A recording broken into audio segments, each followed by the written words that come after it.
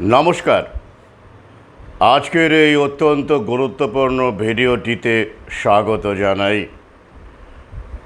এই ভিডিওর বিষয় আরজি কর আততায়ী কে বা কারা। ইতিমধ্যেই আমার একটি ফেসবুক পোস্টকে কেন্দ্র করে অনেকেই মন্তব্য করেছেন, বা এর আগেও অনেক মন্তব্য সোশ্যাল মিডিয়ায় আমি দেখেছি যে ধনঞ্জয়ের মতো এক্ষেত্রেও সঞ্জয় রায়, যিনি ধরা পড়েছেন, তার নামটি প্রকাশ্যে সিভিক পুলিশ পেশাগতভাবে তাই জানি আমি, মিডিয়াতে তেমনই বলা হয়েছে। তো সেই সঞ্জয় রায় এখানেও ধনঞ্জয়ের মতো তাকেও ব্যবহার করা হবে বলির পাঠা হিসেবে। আসল আততায়ী যারা, ধর্ষক যারা, তারা আড়ালেই আছে, তাদেরকে ধরতে হবে, এবং সেই কারণেই আন্দোলন, লড়াই ইত্যাদি চলছে। এই পর্যন্তই আমি বললাম, এটা আমার মন্তব্যেও বলা হয়েছে আমার ফেসবুক পোস্টে। তো এক্ষেত্রে আসুন আমরা প্রথমে দেখে নিই এই ভিডিওতে ধনঞ্জয়ের সঙ্গে এই সঞ্জয় রায়ের ফারাক আছে কি নেই, দুটো কি পরিপ্রেক্ষিত একই। আমি এখানে নিউ ওয়ার্ল্ড অর্ডার আবহটা ছেড়েই দিলাম, আমি আনছি না আলোচনায়, দরকার নেই বলে আনছি না। যদিও বৃহত্তরভাবে দেখতে গেলে অবশ্যই এটাও রিলেটেড, কারণ এই তথাকথিত প্রতিবাদকে হাতিয়ার করেই সরকারি চিকিৎসা ব্যবস্থাকে বেসামাল করে দেওয়া হয়েছে, এবং রোগীরা বাধ্য হয়ে এখন সরকারি ব্যবস্থার প্রতি বিশ্বাস হারিয়ে, যেভাবে সরকারি স্কুলের প্রতি বিশ্বাস হারাচ্ছে মানুষ, একই রকমভাবে একই কায়দায় এটাকে একই লক্ষ্যে ধাবিত করা হচ্ছে। এ নিয়ে আমার ভিন্ন আলোচনা আছে, এখানে আসছি না। কিন্তু ফারাকটা কোথায়? ফারাক এখানেই। তারপরে এই ভিডিওতেই আমি আরও গুরুত্বপূর্ণ বিষয় আলোচনা করব, যেমন পলিগ্রাফ টেস্ট, এবং এরপর কী পলিগ্রাফ টেস্ট হয়ে গেছে, এরপরে কী অপশন আছে, কারা ব্যাপারটার গভীরে দেখতে গেলে কী আমাদের ভাবতে হবে, মিডিয়া যা বলছে সেগুলোকেই আমরা স্বতঃস্ফূর্তভাবে বিনা প্রশ্নে মেনে নেব কি না, এরকম অনেক বিষয়েই আমি আসব। ফারাক এখানেই যে ধনঞ্জয়ের ক্ষেত্রে মিডিয়া থেকে শুরু করে শাসক দল, এবং আমরা জানি তৎকালীন মুখ্যমন্ত্রীর সহধর্মিণী, তিনিও পথে নেমেছিলেন ফাঁসির দাবিতে। তো সবাই, দু একজন বাদ দিয়ে, গণতান্ত্রিক অধিকার রক্ষা এরকম কিছু যারা বিশ্বাস করেন এরকম মানুষ বাদ দিয়ে, তারা সবাই কিন্তু ধনঞ্জয়কে ক্রিমিনাল বা অপরাধী হিসেবেই দেখেছিল।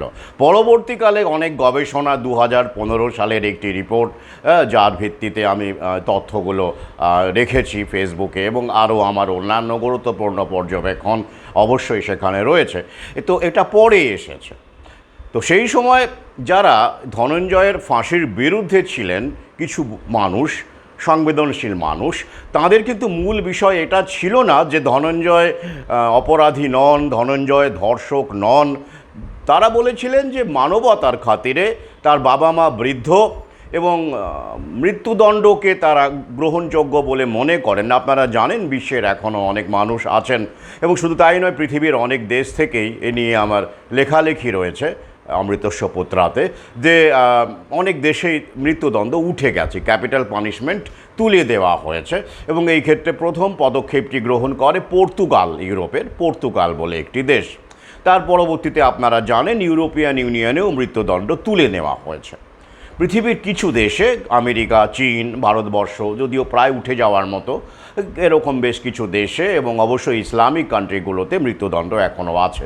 অর্থাৎ সেটা কিন্তু ধনঞ্জয় নির্দোষ বা নিরপরাধ এই কারণে নয়, নীতিগতভাবে মৃত্যুদণ্ডটাকে তারা সমর্থন করেন না, এই কারণে কেউ কেউ বলেছিলেন। একটা ফারাক। কিন্তু এই ক্ষেত্রে আমরা দেখতে পাচ্ছি সঞ্জয় রায়ের ক্ষেত্রে, যে এক্ষেত্রে মিডিয়াও পর্যন্ত এবং যারা আন্দোলন করছেন, অরাজনৈতিক আন্দোলন, কোট আনকোট অরাজনৈতিক আন্দোলন, সবাই মিলে করছেন আর কি, একদম ভালোভাবে প্রতিবাদ হিসেবে মানুষের কথা বলা, নির্যাতনের বিরুদ্ধে হুঙ্কার দেওয়া, এবং সেই কারণেই বাংলা বন্ধ ডাকার এই যে বিভিন্ন রকমের পদ্ধতি কার্যকলাপ, তারা কিন্তু প্রত্যেকেই বলছেন, আমি দেখতে পাচ্ছি যে না না না না, এ হলো আসল অপরাধী নয়, বলির পাঁঠা সঞ্জয় রায় নয় আসল অপরাধী পেছনে, কারণ অনেকে সংঘবদ্ধ আক্রমণ, কারণ একজনের পক্ষে এটা করা সম্ভব নয়, তাকে বলির পাঁঠা বানানো হচ্ছে, আসল অপরাধীকে শাসক দল, হ্যাঁ এটাও বলছেন তারা, কারণ অপরাধীর এখানে, ধর্ষকের এখানে রাজনৈতিক দল হয়ে গেছে। আপনারা জানেন যে আমরা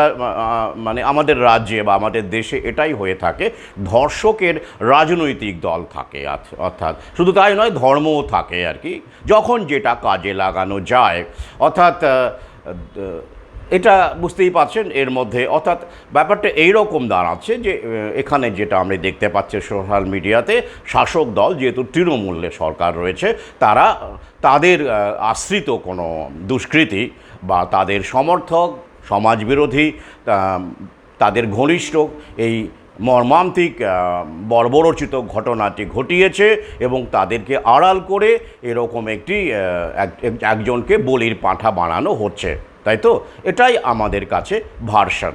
বেশ, তাহলে ছবিটা কিন্তু একরকম হলো না। এখানে আসল অপরাধী ধরার জন্য রীতিমতো তুলকালাম কাণ্ড হচ্ছে, তাই তো? তুলকালাম কাণ্ড হচ্ছে, মিডিয়া থেকে শুরু করে জনপথ, রাজপথ, রাজনৈতিক দল যদিও আছে, আবার তারা নেই, অরাজনৈতিক হিসেবেই তারা আছেন, তো তারা রীতিমতো হুঙ্কার ছাড়ছে, তাই তো? তো ও ক্ষেত্রে কি হয়েছিল? হয়নি, বরং তার ফাঁসির দাবিতে,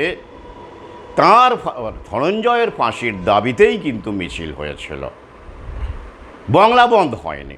কারণ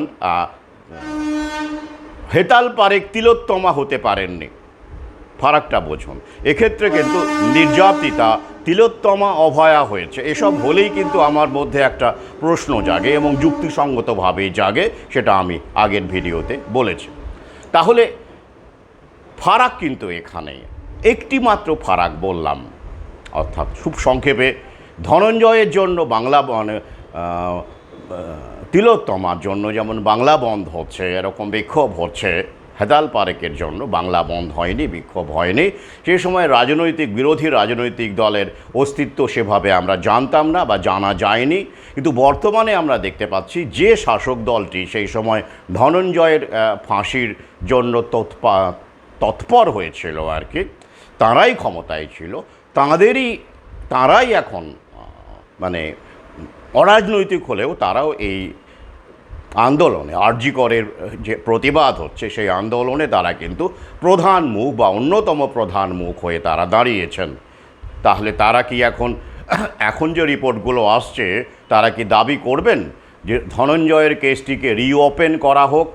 বিশ্বে তো এরকম অনেক ঘটনা রয়েছে, সদিচ্ছা থাকলেই করা যায়। তো প্রকৃত ধর্ষকের শাস্তি হোক, এই দাবিতে আমি ফাঁসি শব্দটা ব্যবহার করছি না, শাস্তি শব্দটা ব্যবহার করছি।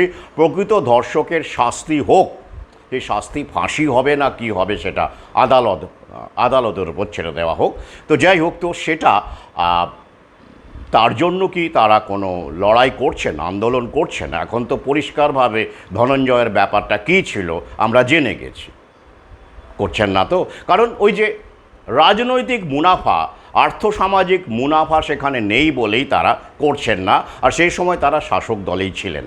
কি শাসক দলে থাকলে অনেক রকম সমস্যা থাকে, তাই নয় তো? তাই অনেক কিছু করা যায় না, বলা যায় না, বা ইচ্ছে মতো অনেক কিছু করা যায়। প্রভুদের হাত মাথার ওপর থাকলে অনেক কিছু করাও যায়, তাই তো? আবার প্রভুদের হাত মাথার ওপর থাকলে ফান্ডিংও পাওয়া যায়, আন্দোলনও করা যায়, প্রতিবাদও করা যায় প্রভুদের ইচ্ছে মতো। এবার আসছি আরও একটি গুরুত্বপূর্ণ ফারাকে, কি হেতাল পারেকের ক্ষেত্রে। হেতাল পারেক তার ফ্ল্যাটে একা ছিলেন সেই সময়, বা অন্য কেউ থাকতেও পারে, তার নাম আমরা জানি না, এটা আমি আমার সেই দীর্ঘ আলোচনাতে উল্লেখ করেছি। কিন্তু এই ক্ষেত্রে যে নির্যাতিতা আরজি করের ক্ষেত্রে তিনি কিন্তু একা ছিলেন না, তিনি একটা ফেসিলিটিতে ছিলেন, মেডিকেল কলেজে ছিলেন, তাই তো। এবং সেক্ষেত্রে তার সতীর্থ সহকর্মীরাও সেই সময়ে বিভিন্ন ফ্লোরে বিভিন্ন দায়িত্ব পালনে ব্যস্ত ছিলেন, এটা তো কোনো সন্দেহ নেই। একটা বড় ফারাক, অনেকে ছিলেন, অনেকে সেখানে ছিলেন। আচ্ছা, গেল। আর একটি বড় ফারাক কি, হেতাল পারেকের ক্ষেত্রে কোনো রাজনৈতিক বা পলিটিক্যাল যে জায়গাটা সেখানে কিন্তু খুব পরিষ্কার নয়, কারণ রাজনৈতিক দলের কোন্দল নিয়ে মানে কনফ্লিক্টের কারণ হয়ে উঠবেন হেতাল পারেক, আর তাই তিনি তিলোত্তমা হয়ে উঠবেন তেমন সম্ভাবনা ছিলই না। কেন? সেটা অনার কিলিংয়ের কেস বলেই অনেকে মনে করছেন। অর্থাৎ ধনঞ্জয়কে হেতাল পারেক পছন্দ করে থাকতে পারেন, এটা পারস্পরিক হতে পারে, বা এরকম কোনো সম্পর্ক হয়ে থাকতে পারে যেটাকে সামাজিক মর্যাদার পক্ষে হানিকর বলে মনে করে, যেমন আরশি হেমরাজের ক্ষেত্রে অনেকে এই অ্যাঙ্গেলটাই দেখে থাকেন আর কি, যদিও সেটাও আমরা জানি তেমন কিছু পরবর্তীকালে এভিডেন্স না থাকলে যেটা হয় আর কি। তো যাই হোক, এক্ষেত্রে আমরা কি দেখতে পাচ্ছি? এক্ষেত্রে দেখতে পাচ্ছি মেডিকেল কলেজে যারা চিকিৎসক, যারা সেই সময় ডিউটিতে ছিলেন, বা যাই হোক যারা তার সতীর্থ, তারা কিন্তু অ্যারিস্টটলের ভাষাতেও যদি বলি পলিটিক্যাল অ্যানিমাল। আগে হ্যাঁ, এখন পলিটিক্যাল অ্যানিমাল মানে কিন্তু সবাই যে রাজনৈতিক দলের হবেন তাও নয়, রাজনৈতিক মতাদর্শেরও হতে পারেন। কীরকম আপনারা জানেন, একটু খোঁজ খবর করলেই বুঝতে পারবেন যে মেডিকেল মানে যারা চিকিৎসক ডাক্তার হন তাদের মধ্যে মেধাবী ছাত্রছাত্রীরাই থাকেন, এবং তাদের মধ্যে কোন মতাদর্শের প্রতি তাদের আগ্রহ থাকে, আকর্ষণ থাকে, চোখ বন্ধ করে মার্ক্সবাদ। হ্যাঁ, পরিস্থিতি এখন বদলালেও খুব যে বদলেছে এমন নয়, কারণ আমি এক সময় নকশালপন্থী রাজনীতি করতাম, পিডিএসএফ করতাম, সেটা আপনারা জানেন। সেই সূত্রে অনেক জুনিয়র ডাক্তারের সঙ্গে আড্ডা মেরেছি, তখন তো আমিও, তাই তো, আড্ডা মেরেছি, ডেমনস্ট্রেশনে গিয়েছি, থানা ঘেরাও করেছি, ব্যারিকেড ভেঙেছে, সেসব কাহিনী আমার কাছাকাছি মানুষ জানেন, এবং কোনো কোনো লেখাপত্রেও সেসব উঠে এসেছে। তো সেই সময় চামারি বিল্ডিংয়ে মেডিকেল কলেজের একটা হোস্টেল আছে, আপনারা জানেন, চামারি হোস্টেল। সেখানে আমি বহু রাত কাটিয়েছি, আড্ডা মেরে কাটিয়েছি কমরেডদের সাথে, তখন আমিও তো কমরেড। তো সেই সূত্রে অনেক খবরাখবর অনেক কিছু আমি যেমন জানি, লেখাপত্র মার্ক্সবাদ লেনিনবাদী বলুন আর মাওবাদী বলুন, সেই পড়াশোনাগুলো আমার অবশ্যই এখন কাজে লাগে। এই জন্য আমি প্রায় বলে থাকি যে আর্থসামাজিক ব্যবস্থাকে বুঝতে গেলে কয়েকটি বই অন্তত পড়াটা ভীষণ জরুরি। কি মানে বই বা মতবাদ যাই বলুন, যেমন কোরআন, যেমন মার্ক্সবাদ, যেমন চাণক্যের অর্থশাস্ত্র, যেমন মেকিয়াভেলির the prince, art of war বলে একটি বিখ্যাত বই, প্রজ্ঞা দার্শনিকতা মননশীলতার জন্য বেদ উপনিষদ, কিন্তু সেটা তো সমুদ্র, সবার পক্ষে তো অত পড়া সম্ভব নয়। কিন্তু আর্থসামাজিক বিষয়, বিশেষ করে বর্তমানে যা চলছে, যা ঘটছে, সেইগুলো বুঝতে গেলে এই বইগুলো, যেটা আমি আগে নাম বলা পড়ে থাকা, বিশেষ করে মার্ক্সবাদ তো বটেই, এবং কোরআন এবং চাণক্য, মেকিয়াভেলি, এইগুলো যদি পড়া থাকে ধরতে সুবিধা হয়। তবে হ্যাঁ, ওই যে বললাম, পর্যবেক্ষণ থাকলে, উইজডম থাকলে না পড়েও ধরা যায়, বুঝে নেওয়া যায়। সেটা কেউ তো পারেন, আমি নিজের চোখে দেখেছি অনেক অশিক্ষিত কৃষককেও একদম মূল কথাটা ধরে ফেলতে বা বুঝে ফেলতে। তো যাই হোক, তাহলে সেই সময় আমি দেখেছি যে বাম মনস্ক, মানে অনেক, আবার ভালো করে বলতে গেলে অতি বামও বলা যেতে পারে, তাদের সংখ্যাও কম নয়। তো এই চামরি বিল্ডিংয়ে আমি রাত কাটিয়েছি, আড্ডা মেরেছি অনেকের সাথে। আপনারা যারা জানতে চান, বুঝতে চান, তাদের উদ্দেশ্যে বললি, চামরি শব্দটির অ্যাকচুয়ালি অর্থ হচ্ছে ব্রিটিশ আর্মিদের সেই সময় দ্বিতীয় বিশ্বযুদ্ধের সময় বা যুদ্ধের সময় যে ব্যাচেলার সৈনিকরা, ব্রিটিশ সৈনিকরা যেখানে থাকতেন আর কি। তো চাম মানে হচ্ছে ব্যাচেলার ব্রিটিশ সৈনিক। তো সেইখান থেকে এরকম হোস্টেলকে, মানে ব্যাচেলার ব্রিটিশ সৈনিকদের হোস্টেলকে চামারি বলা হতো। তো সেখান থেকেই ওটা রয়ে গেছে ব্রিটিশ উত্তরাধিকার হিসেবে, নামটা আর বদলায়নি।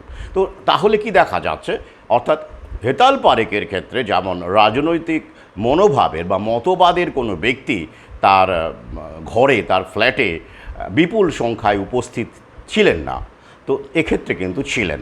শুধু তাই নয়, শুধুমাত্র যে চিকিৎসক মাত্রই যে তারা বাম মনস্ক বা মার্ক্সবাদী এমন বলি না, কিন্তু সংখ্যাটা উল্লেখযোগ্য, আমি নিজের চোখে দেখেছি, এখনও দেখছি। কিন্তু শাসক দলের কেউ থাকতে পারে না? অবশ্যই থাকতে পারে, থাকতেই পারে, কারণ শাসক দলই তো সেখানে প্রশাসক নিয়োগ করে।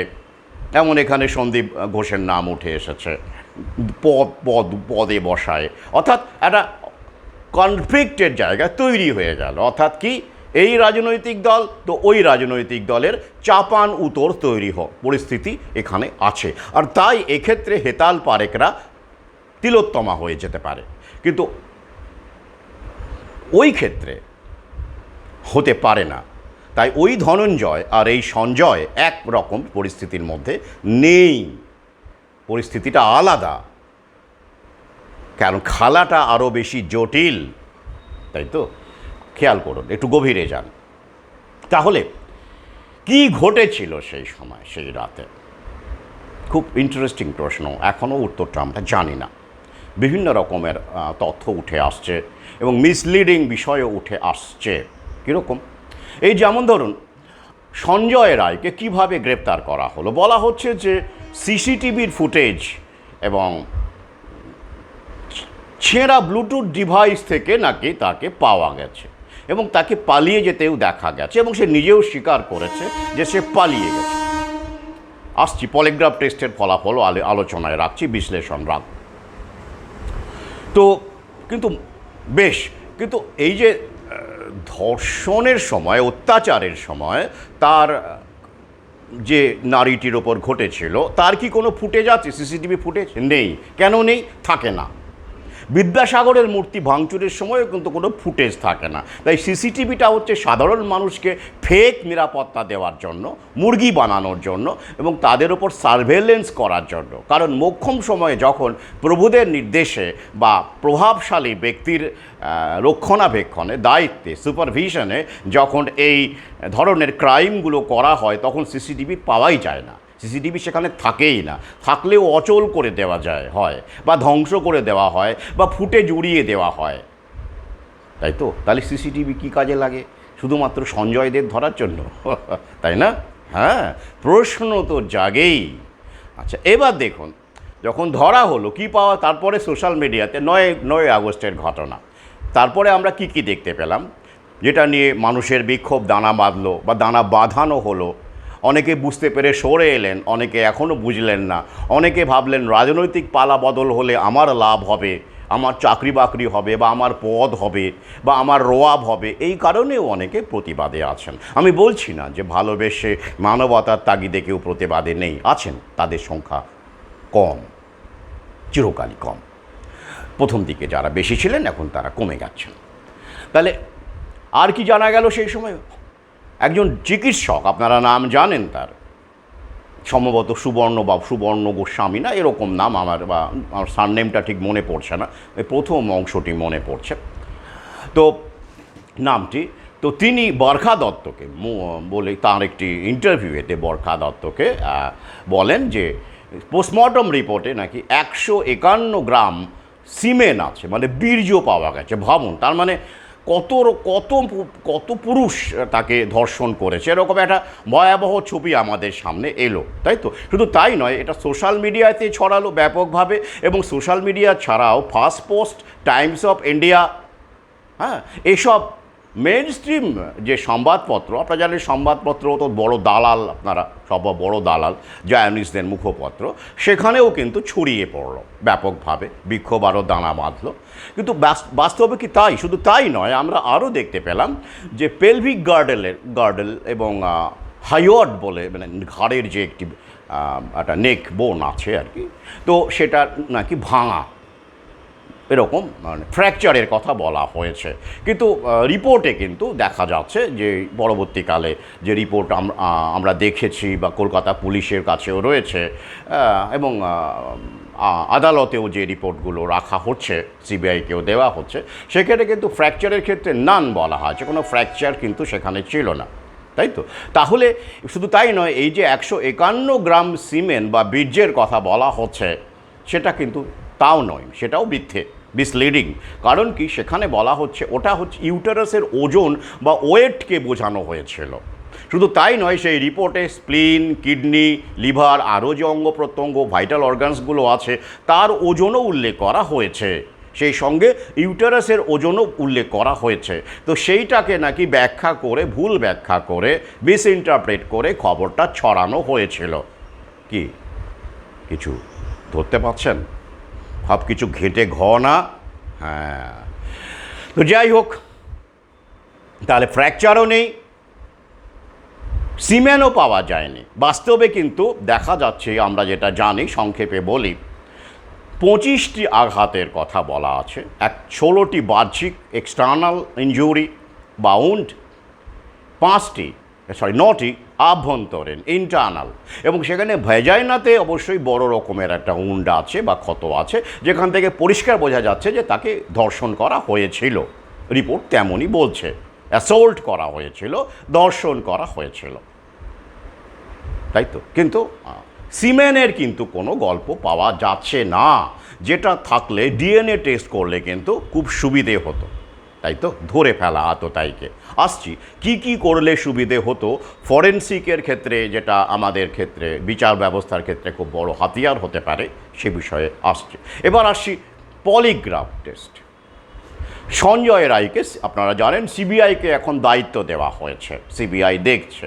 যদিও খুব কিছু আর করার আছে বলে আমি মনে করি না, যা করার ছিল ওরাই করে ফেলেছে। কারা করেছে, কোন দল করেছে, সেটা কিন্তু ভাবার আছে ইন্টারেস্টিং জায়গায়। কারণ কি, যদি খুব সহজেই অপরাধীকে ধরে ফেলা যেত, মানে প্রমাণ সব থাকতো আর কি, খুবই সহজে, তাহলে দুপক্ষেরই অসুবিধে হতো, মানে শাসক দলেরও অসুবিধে হতো, কিছুই খবর হতো না, তিলোত্তমাও তৈরি হতো না।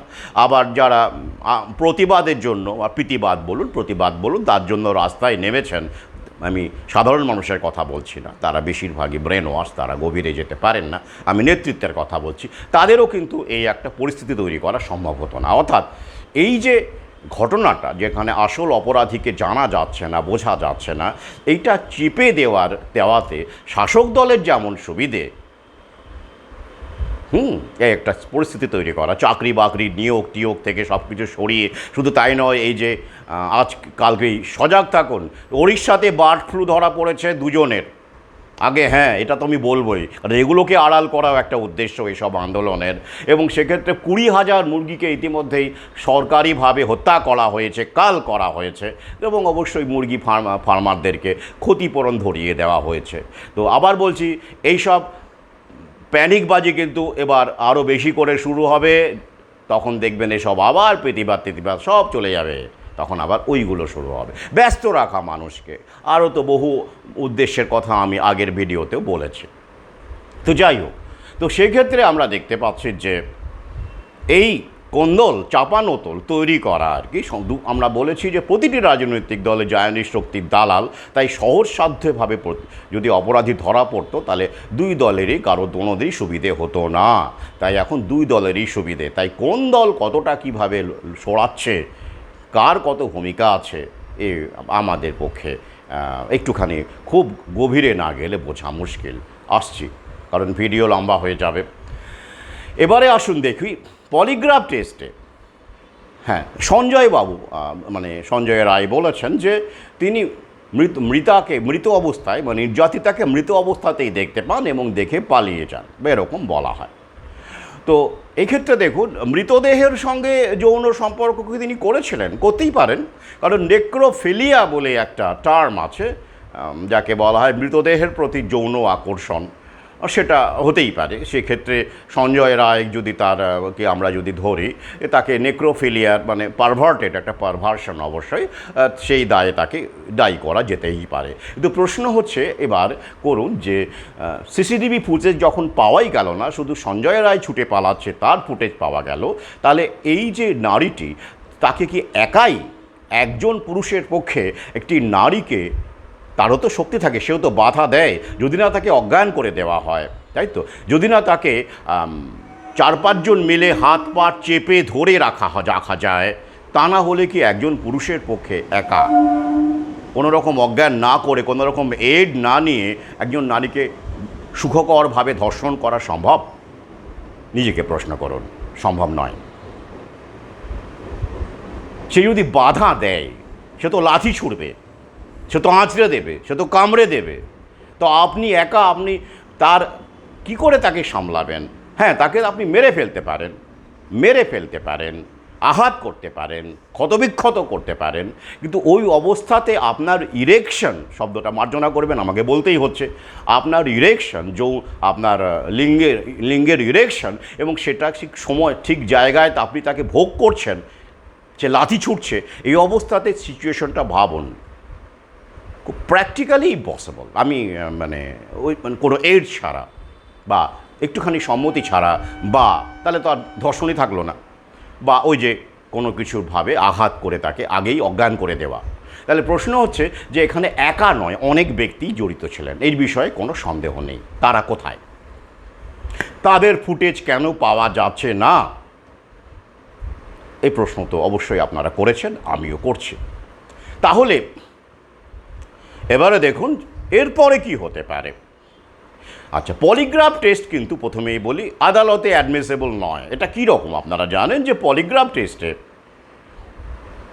সম্ভাব্য আততায়ী বা যিনি আসামি আর কি, অভিযুক্ত, তার শরীরের দেহের সঙ্গে বিভিন্ন রকম মেডিকেল ইনস্ট্রুমেন্ট লাগিয়ে দেওয়া হয় আর কি, অ্যাটাচ করা হয়, এবং সেই সময় তাকে প্রশ্ন করা হয়।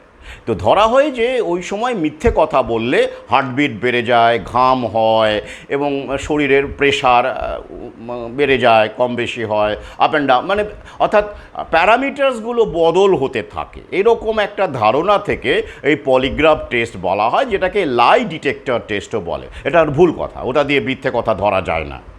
এরকম কোনো স্টাডি বলছে যে এটা একটা আই ওয়াশ বলতে পারেন, কারণ এটার একদম পেশাদার অপরাধী হলে তো কোনো কথাই নেই, সে নির্বিকারভাবে মিথ্যে কথা বলে যাবে এবং ওর প্যারামিটারে কোনো পরিবর্তনই হবে না, একই ঠিকঠাক থাকবে। আর তা যদি সে নির্ভেজাল, সে যদি পেশাদার অপরাধী নাও হয়, হার্ডকোর ক্রিমিনাল নাও হয়, তাও ধরা যাবে না। বিজ্ঞান, ওদের স্টাডি তাই বলছে, আপনারা দেখে নেবেন। এবং আদালতও এই ব্যাপারটা তো গুরুত্বই দেয় না, এটা একটা আই ওয়াশ। তাই পলিগ্রাফ টেস্ট দিয়ে কিছু হবে না। তাহলে কোন টেস্টকে কিছুটা গুরুত্ব দেওয়া হয় আদালতে বলুন দেখি? আমি টেস্টের কথা বলছি, সেটা হচ্ছে নার্কো টেস্ট। সেক্ষেত্রে কী হয়, অভিযুক্তের শরীরে সোডিয়াম পেন্টোথল নামক একটি মাদকই বলতে পারেন, বা ওই রকম ধরনের, যা সিডেট করে দেয়, সিডেটিভ। এবং এটা আপনারা জানেন যে অজ্ঞান করার ক্ষেত্রে, অ্যানাস্থেশিয়া যাকে বলা হয়, করার ক্ষেত্রে একটু বেশি পরিমাণে এই সাবস্টেন্সই ব্যবহার করা হয়, এবং এটা ইনজেক্ট করা হয়। এবং এর ফলে কি হয়, যে ব্যক্তির শরীরে এটা ইনজেক্ট করা হবে তার ইমাজিনেটিভ ফ্যাকাল্টি, কল্পনা শক্তি মার খাবে কিছুক্ষণের জন্য, কাজ করবে না। আর তাহলে কি হবে, কল্পনা শক্তি যখন কাজ না করে তখন তো আপনি মিথ্যে কথা বলতে পারেন না, আর মিথ্যে বলতে গেলে কল্পনার আশ্রয় নিতে হয়, তাই তো? কিন্তু এই নার্কো টেস্টের ক্ষেত্রে কিন্তু একটা ব্যাপার আছে। আদালত পরিষ্কার জানিয়ে দিয়েছে, সুপ্রিম কোর্টের বেশ কিছু রায় আছে এ বিষয়ে, যে কোনো ব্যক্তির ইচ্ছের বিরুদ্ধে নার্কো টেস্ট করা যাবে না, তাকে সম্মতি দিতে হবে, নইলে কিন্তু সেটা অ্যাসল্ট হিসেবে তার ব্যক্তিগত অধিকার, প্রাইভেসি, তার বিরুদ্ধে পদক্ষেপ নেওয়া হবে। এবং তাই নার্কো টেস্টের ক্ষেত্রে অভিযুক্তের সম্মতি অত্যন্ত জরুরি। আর নইলে যদি অভিযুক্ত আদালতে দাঁড়িয়ে একবার বলে দেয় যে আমাকে জোর করে করা হয়েছে নার্কো টেস্ট, তো নার্কো শব্দটি নার্কোটিক্স থেকে এসে, বুঝতেই পাচ্ছেন, যেখানে এই ধরনের নেশার ব্যাপারটা রয়েছেই আর কি, মাদকের ব্যাপারটা নামের মধ্যেই রয়েছে, নার্কোটিক্স। তো নার্কো, তো সেইটা কিন্তু তখন আদালত একেবারেই পুরোটাকেই উল্টে তাকে, প্রশাসন, পুলিশকে যারা এটা করেছেন তাকে ভৎসনার সামনে শিকার হতে হবে, এবং পাল্টা একটা পদক্ষেপ গ্রহণের সম্ভাবনা থেকে যায়, তাই তো? তাহলে নার্কো টেস্ট, কিন্তু নার্কো টেস্টের মাধ্যমে কি হবে? নার্কো টেস্ট দিয়ে কি অবশ্যই আদালতে অ্যাডমিসেবল, কিছুটা, পুরোটা নয়। কারণ কি, এই নার্কো টেস্টের মাধ্যমে যেটা করা যায় সেটা হলো অপরাধীর ওই যে মিথ্যে কথা বলার ক্ষমতাটা, ফ্যাকাল্টিটা থাকছে না সেই সময় অনেকটাই। তাই প্রমাণ, তার কথোপকথনের উত্তরের সূত্র ধরে কোনো এভিডেন্সকে বা কোনো দুটো ঘটনাকে রিলেট করে অপরাধীর সন্ধান পাওয়া যেতে পারে।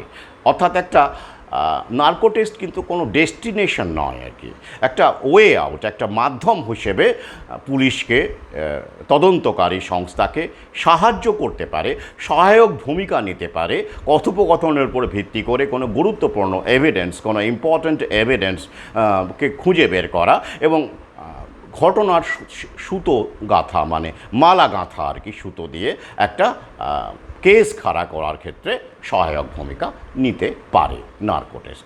সেটা সঞ্জয় রায়ের ক্ষেত্রে আগামীতে হবে কি না বা তিনি অনুমতি দেবেন কি না সেটা আমরা দেখব অবশ্যই। কিন্তু প্রশ্ন হচ্ছে যে এছাড়াও শুনেছি আমি ওই পলিগ্রাফ টেস্ট, ওই সুপার যিনি সন্দীপ বাবু ছিলেন তারও নাকি হবে বা হয়েছে। তো তাতেও আমি তো বললাম পলিগ্রাফ টেস্টের ব্যাপারটা আমার কাছে গুরুত্বহীন এবং বিজ্ঞানও বলছে যে তাতে কোনো রকম কিছু ঘটে না, মানে কোনো রকম সুরাহা কিছু হয় না। তাহলে বাকি থাকলো সিবিআই যদি তদন্ত করে কিছু বের করতে পারে, কোনো কিছু ঘটনা বা কোনো এভিডেন্স খুঁজে বের করতে পারে যেটা আদালতে গ্রহণযোগ্য। কিন্তু যে সমস্যাগুলো এখানে আসছে আমার কাছে, যেটা ফরেন্সিক যদি আপনারা স্টাডি করেন, যে সেক্ষেত্রে দেখবেন নির্যাতিতার শরীরে কিন্তু সিমেন্ট পাওয়া যায়নি, ভেজাইনাতে সিমেন্ট পাওয়া যায়নি, মানে রিপোর্টে উল্লেখ নেই। তো ধনঞ্জয়ের ক্ষেত্রে, তার হেতাল পারেকের ক্ষেত্রে কিন্তু পিউবিক হেয়ারে সিমেন্ট পাওয়া গিয়েছিল, কিন্তু কোনো অদ্ভুত কারণে তার ডিএনএ টেস্ট করা হয়নি, অর্থাৎ সেই সিমেন্ট ধনঞ্জয়ের ছিল কি না সেটাও প্রমাণ নেই, কোনো টেস্টই হয়নি। তো এক্ষেত্রে তো সিমেন্টই নেই, তাই ডিএনএ টেস্টের কোনো গল্পই নেই। শুধু তাই নয়, প্রিন্ট পাওয়া গেছে কি না আততায়ীর পোশাকে বা শরীরের কোনো জায়গায় বা তার আশপাশের যে আসবাবে, সেটাও কিন্তু আমি ফরেন্সিকে আমি জানি না। যদি আপনারা জানেন আমাকে অবশ্যই জানাবেন। আমি খুঁজে পাইনি, এটা আমার ব্যর্থতাও হতে পারে, অক্ষমতাও হতে পারে, কারণ ফিঙ্গারপ্রিন্ট কিন্তু একটা বড় ফ্যাক্টর, খুব গুরুত্বপূর্ণ ফ্যাক্টর। অর্থাৎ ফিঙ্গারপ্রিন্ট দিয়ে কিন্তু আমরা আততায়ীকে, মানে সেই সময় যারা উপস্থিত ছিলেন বা আশপাশে তাদেরকে জেরা করে তাদের ফিঙ্গারপ্রিন্ট ম্যাচ করে কিন্তু আততায়ীকে ধরা অনেকটাই সম্ভব হতে পারে, মানে অন্তত যদি তার শরীরে সেই সময় তার পোশাকে ফিঙ্গারপ্রিন্ট পাওয়া যায়। আরেকটি গুরুত্বপূর্ণ হতে পারে ব্লাড, রক্ত। অর্থাৎ যদি আততায়ীদের বাধা দেওয়া হয়, স্বাভাবিকভাবেই যেটা নির্যাতিতা নারীরা করেই থাকেন, এটা রিফ্লেক্স অ্যাকশন, বাধাই দেবে, সেক্ষেত্রে আঁচড়ে দেওয়া, কামড়ে দেওয়া, এই ঘটনাগুলো ঘটে। তো সেই ক্ষেত্রে নির্যাতিতার নখে ব্লাড থাকতে পারে, ফ্লুইড থাকতে পারে আততায়ীদের শরীর থেকে, যেটা গুরুত্বপূর্ণ এভিডেন্স হিসেবে গ্রহণযোগ্য অবশ্যই। কিন্তু সেই রকম ব্লাড, তার যেমন হেতাল পারেকের তালুতে কিন্তু হাতের তালুতে রক্ত পাওয়া গিয়েছিল, যেটা এবং পরিষ্কারভাবে বোঝা যাচ্ছিল যে নারীটি, 18 বছরের সেই কিশোরীটি বাধা দিয়েছিল আক্রমণকারীকে। কিন্তু দুঃখের বিষয় সেই রক্তের কিন্তু কোনো টেস্ট করা হয়নি এবং ধনঞ্জয়ের রক্ত কিনা সেটাও যাচাই করা হয়নি। আমি রিপোর্টে আলোচনায় লিখেছি, তো তথ্য দিয়ে লিখেছে। তো এই ক্ষেত্রে কিন্তু তেমন কোনো কিছু পোস্টমর্টম রিপোর্টে আমি দেখিনি, আমার যতটুকু চোখে পড়েছে, স্টাডি করেছি। আপনারা যদি দেখে থাকেন আমাকে জানাবেন অনুগ্রহ করে।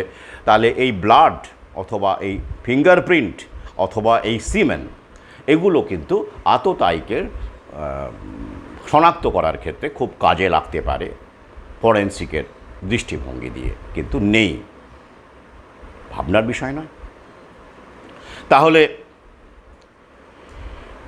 প্রকৃত আততায়ী ধরা পড়ার সম্ভাবনা এগুলো যদি না থাকে, নেই, ক্ষীণ। আর সিবিআইয়ের যদি রেকর্ডও আমরা দেখি, সাকসেস রেটও দেখি, খুব একটা ভালো নয়, তো জানেন তো। আর সিবিআইও দেখবেন রাজনৈতিক দলের, শাসক দলের বেশ সহায়ক ভূমিকা হিসেবে কাজ করে। আপনারা জানেন তাদের চাকরি বাকরিও তো সরকারই দেয়, তাদের চাকরি বাকরির মাইনে তো আমরা জনগণ যোগায় না, প্রভুরাই উপর থেকে যোগায় এবং প্রভুদের যে দালাল রাজনৈতিক দল তারাই তাদের চাকরিটা দেয়। তো বুঝতেই পারছেন, অর্থনীতিটাকে দিয়ে ভাবুন। তাহলে আবার যদি দুই রাজনৈতিক দলের মধ্যে, এই যেমন আমাদের রাজ্যে যিনি দলটি রয়েছে এবং শাসক দল কেন্দ্রের দলের মধ্যে যদি আন্ডারস্ট্যান্ডিং, বোঝাপড়া থাকে, তাহলে তো হয়েই গেল। আর পাশাপাশি তাহলে যদি এই বোঝাপড়াটা এইরকমই হয় যে আমরা প্রকৃত আততায়ীকে খুঁজে বের করতে চাই না, এ রাজ্যের শাসক দলও চায় না। যারা আন্দোলন করছে, সাধারণ মানুষের কথা বলছি না, তারা অনেকেই তো আবেগেই যোগদান করেছেন, প্রতিবাদের স্বার্থে করেছেন। কিন্তু টপ লেভেলের যে নেতৃত্ব, যারা আন্দোলন চালনা করছেন, তো এবং তারাও যদি না চান যে না, দরকার নেই, আমরা এটা নিয়েই খেলাধুলা করতে চাই এবং অরাজকতা তৈরি করতে চাই। আমি টপ লেভেলের কথা বলছি। টপ লেভেল কিন্তু অনেক কিছু পারে, আমরা যেটা কল্পনা করতে পারি না। মেকিয়াভেলির প্রিন্স পড়ুন। তো যাই হোক, তো এইগুলো যদি ঘটে এবং কেন্দ্রের সরকার ও রাজনৈতিক দলও তো একই রকমভাবে যদি এই নতুন বিশ্ব ব্যবস্থার তো সহায়ক হয় এবং তারা চায় যে অরাজকতাটাকে জিয়ে রাখা হোক এবং এটা নিয়ে চলতে থাকুক, তাহলে তো সব কিছুই বিষ বাও জলে। আগে হ্যাঁ, বিষ বাও জলে, তবে কিভাবে শেষ করব? এটা তো শেষ নেই, এ তো আগামীতেও এরকম ধর্ষণ হতে থাকবে, কারণ এটা একটা শুধু আর্থসামাজিক ব্যাধি নয়, এটা একটা ওয়েপন। আগে হ্যাঁ, ওয়েপন, অনেক ধর্ষণ করানো হয়। পৃথিবীর ইতিহাসে দেখবেন আর্থসামাজিক গেন, মুনাফাবাজি, বিভিন্ন কারণে অনেক বড় বড় চক্র এই অত্যাচারগুলো নামিয়ে আনে সাধারণ মানুষের ওপরে। আরও একটা অ্যাঙ্গেল আমরা এখানে পাচ্ছি, সেটা হলো এই নির্যাতিতা, তিনি নাকি শাসক দলের অনেক কার্যকলাপ জেনে ফেলেছিলেন। এই দালাল চক্র থেকে শুরু করে, এটা নতুন নয়, হাসপাতালে দালাল চক্র থাকে বা এরকম ওষুধ পাচার হচ্ছে, এগুলো উনি প্রতিবাদ করেছিলেন, সেই কারণেই তাকে সরিয়ে দেওয়া হয়েছে এবং অত্যাচার করে সরিয়ে দেওয়া হয়েছে। এমনটাও হতে পারে, সব অ্যাঙ্গেলই এখানে থাকছে, অস্বীকার করার কিছু নেই। কিন্তু প্রশ্ন হচ্ছে যে এই অপরাধ সাধারণ অপরাধ নয়, অর্থাৎ শুধুমাত্র যৌনতার সুখ পাওয়ার জন্য কোনো নারী কাউকে প্রত্যাখ্যান করেছে বলে আয় তোকে দেখিয়ে দিচ্ছি, এই রকম মানসিকতার কারণে এই ধর্ষণ নয়, বা যৌনতার উপভোগের জন্য এই ধর্ষণ নয়। এই ধর্ষণ সুপরিকল্পিতভাবে করা হয়েছে কোনো নির্দিষ্ট রাজনৈতিক এজেন্ডা, আর্থসামাজিক এজেন্ডাকে রূপায়িত করবার জন্য। এ বিষয়ে আমার কোনো রকম সন্দেহ নেই। আর তাই প্রকৃত অপরাধী, দোষী যারা আড়ালে রয়েছেন, কারণ ওই যে বলছি, একজনের পক্ষে নেক্রোফিলিয়া হতে পারে বা অংশগ্রহণ থাকতে পারে, কিন্তু একজনের পক্ষে এই ঘটনাটা এইভাবে ঘটানো সম্ভব নয়। আর আঘাতগুলো মৃত্যুর পরের আঘাত না মৃত্যুর আগের আঘাত, সেগুলোও তো ধরে নেওয়া যায়, সেগুলোও তো গবেষণা করা যায়, সেগুলোও বের করা যায়, নেচার অফ ইনজুরিটা যদি আমরা চাই। তো এইভাবে যদি তদন্ত ঠিকঠাক পথে এগোয় এবং ধামাচাপা দেওয়ার চেষ্টা না হয়, সবার পক্ষ থেকেই এটা হতে পারে, আবার কারো পক্ষ থেকে এটা হতে পারে, তো সেটা যদি না হয়, তাহলে তো আমরা অপরাধীদের, প্রকৃত অপরাধী যারা সঙ্গে কাজ করেছেন বা সঞ্জয়কে বলির পাঠা বানানো হচ্ছে কিনা, এইগুলো আমাদের কাছে একটা ছবি উঠে আসবে। নইলে কিন্তু চলতেই থাকবে। তবে ওই যে আমি আবার প্রথমে যা বলেছিলাম, ধনঞ্জয়ের সঙ্গে কিন্তু সঞ্জয়ের একটা বেসিক ফারাক আছে, সেই ফারাকটা আগে বুঝুন, তবেই মন্তব্য করুন, ভেবে মন্তব্য করুন, নইলে কিন্তু আপনি আপনার ফাঁদেই, ট্র্যাপেই পড়ে যাবেন। বিষয়টা আলাদা, সময়টা আলাদা, প্রেক্ষিতটা আলাদা, শিকার আলাদা। নির্যাতিতা হেতাল পারেক একটি ছাত্রী ছিল 18 বছরের, এখানে তিনি একজন চিকিৎসক, 31 বছরের নারী। এই চিকিৎসকের সঙ্গে বর্তমানকালের যে পরিস্থিতি, অসুখ বিসুখ, ফার্মা কোম্পানি থেকে শুরু করে এই সমস্ত কিছু রিলেটেড, তো এটা একটা বড় বিষয়, একটা গুরুত্বপূর্ণ বিষয় এবং অত্যন্ত জটিল বিষয়। তাই খুব সহজ সরলভাবে একটা অনার কিলিংয়ের কেস বা ওই যৌন ক্ষুধা চরিতার্থ করবার জন্য কোনো নারীকে নির্যাতন করা, তার সঙ্গে কিন্তু এই ঘটনাটির, আরজি করের ঘটনাটির মূলগত ফারাক আছে। আজ এই পর্যন্তই, সঙ্গে থাকুন, ছড়িয়ে দিন।